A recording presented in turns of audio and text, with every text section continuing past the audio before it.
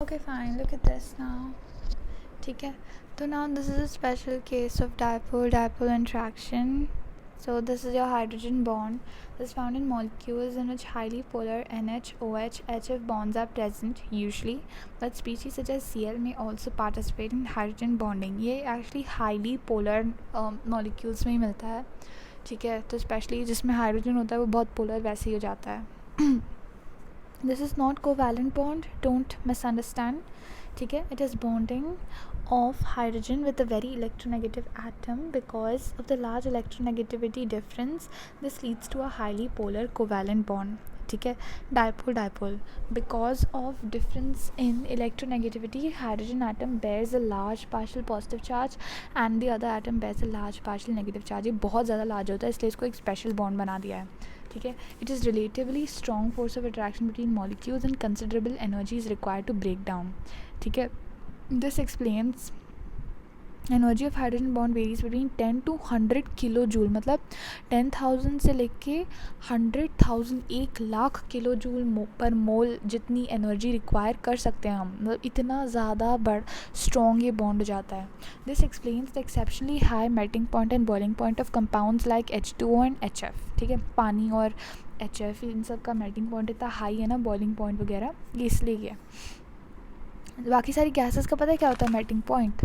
Liquid वगैरह का मतलब जो सॉलिड्स वगैरह होते हैं कुछ और मतलब उनका काफ़ी नेगेटिव में जाता है, प्लस यहाँ पे बहुत ज़्यादा हाई होता है. बाकी सारी का वेपराइजेशन पॉइंट -798 केल्विन वगैरह, -798 डिग्री सेल्सियस वगैरह भी होता है. मतलब उनका जो बॉइलिंग पॉइंट है, मतलब उनका स्टीम कन्वर्जन के लिए जो पॉइंट है वो काफ़ी ज़्यादा नेगेटिव वैल्यू में भी जाता है. बट यहाँ पे जो है बहुत ज़्यादा पॉजिटिव वैल्यू में है point.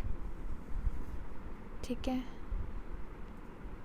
They named, I must have, bro, if I knew my classmates are there in the group, they must have seen me being kicked out of the group and being embarrassed like that. God, I feel fucking... Okay, anyways, it's also responsible for holding nucleotide bases together in DNA and RNA. जैसे यहाँ पे देखो H है, ये यहाँ पे ये H है, O O H H H O. ठीक है. यहाँ पे ये delta positive, delta negative, delta positive, delta negative, delta positive, negative, ऐसे है. ठीक है. तो यहाँ पे हाइड्रोजन और ऑक्सीजन के बीच में एक बॉन्ड है, पर इस हाइड्रोजन और दूसरे ऑक्सीजन के बीच में भी एक स्लाइड बॉन्ड है. तो ये तो इंटरमोलिकुलर पोलर कोवैलेंट बॉन्डिंग है. ये जो दूसरा बॉन्ड है ये हाइड्रोजन बॉन्ड है. Strength of hydrogen bond depends on interaction between the lone pair electron of the electronegative atom of one molecule and hydrogen atom of the other molecule. इनके बीच में कितनी अच्छी इंट्रैक्शन है उसके ऊपर इसकी स्ट्रेंथ ऑफ बॉन्ड डिपेंड करती है. ठीक है. तो ये बहुत सारे न्यूक्लियोटाइड बेसिस जो DNA RNA उसमें भी हाइड्रोजन बॉन्डिंग होती है. Why can't we compress solids and liquids? Molecules also exert a repulsive force on one another. When two molecules are brought into close contact with each other, the repulsion between the two electron clouds and nuclei of two molecules comes into play. Repulsion increases as distance between molecules decreases. This is the reason liquids and solids are hard to compress. Their molecules are already close contact, hence exist further. They resist further compression. मतलब उनको अगर बहुत close ले आना तो उनकी repulsive forces बहुत high हो जाती है, तो इतना रिपल्जन हो जाता है कि तुम उसे कंप्रेस नहीं कर सकते. ठीक है. थर्मल एनर्जी, यहाँ देखने दो. थर्मल एनर्जी जो है, it's the energy of a body arising from motion of its atoms or molecules. It is directly proportional to the temperature of the substance, and it is the measure of average kinetic energy of the particles of the matter, and this is responsible for movement of particles. ठीक है. ये जो है energy जो कि एक atoms और molecules के मोशन से राइज होती है. ठीक है. ये टेम्परेचर ऑफ सब्सटेंस से डायरेक्टली प्रोपोर्शनल है और average kinetic energy of the particles का एक मेजर है. ठीक है. और इसी की वजह से जो पार्टिकल्स हैं वो मूव करते हैं. ठीक है. The movement is called thermal motion. Intermolecular forces versus thermal interaction. तो intermolecular forces increase as gases, liquid, solids इस फॉर्मेट में इंक्रीज़ होते हैं. ठीक है. This keeps molecules together. अब जो थर्मल एनर्जी है वो सॉलिड्स में सबसे कम, फिर लिक्विड्स में सबसे ज़्यादा, फिर गैसेस में सबसे हाई, क्योंकि depends on motion of particles. Thermal energy completely motion पे डिपेंड करती है. ठीक है. ये मॉलिक्यूल्स को अपार्ट रखती है और ये मॉलिक्यूल्स को टुगेदर रखती है, तो इनका ऑर्डर भी रिवर्स रहता है. In solids intermolecular forces are greater than thermal energy. देख सकते हो कि सॉलिड्स में इंटरमॉलिक्यूलर फोर्सेज बहुत हाई है और थर्मल एनर्जी बहुत लो है.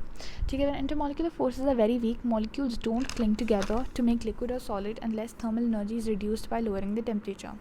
ठीक है। जो गैसेस वगैरह उसमें मॉलिक्यूल्स एक साथ आते नहीं क्योंकि उनके पास थर्मल एनर्जी है, तो थर्मल एनर्जी की वजह से वो बहुत ज़्यादा मूव करते रहते हैं। पर अगर थर्मल एनर्जी को रिड्यूस कर दे तो गैसेस भी एक तरीके से सॉलिड्स की तरह एकदम एक पास आ जाएंगे, ठीक है। गैसेस कान बी लिक्विफाइड और कंप्रेस्ड अलोन, ऑल्दो उनको ना कंप्रेशन अलोन पे तुम लिक्विफाई नहीं कर सकते। They come very close to each other, intermolecular forces are max, but they can be liquefied by reducing thermal energy by lowering the temperature. ये तो तुम जानते ही हो कि तुमने wet gases can't be liquefied by compression alone, ठीक है। सिर्फ कंप्रेस करने से तुम उसे लिक्विफाई कर सकते हो ऐसा नहीं है। टेम्परेचर को तुम कांस्टेंट रखो तो वो लिक्विफाई नहीं होगी। यहाँ पे बाय लोअरिंग द टेम्परेचर, ठीक है, थर्मल एनर्जी को कम करोगे तुम तो वो लिक्विफाई हो सकती है। Only reducing thermal energy can change state of matter. But I think as far as I know pressure is also one thing, ठीक है, जो प्रेशर होता है that is also there.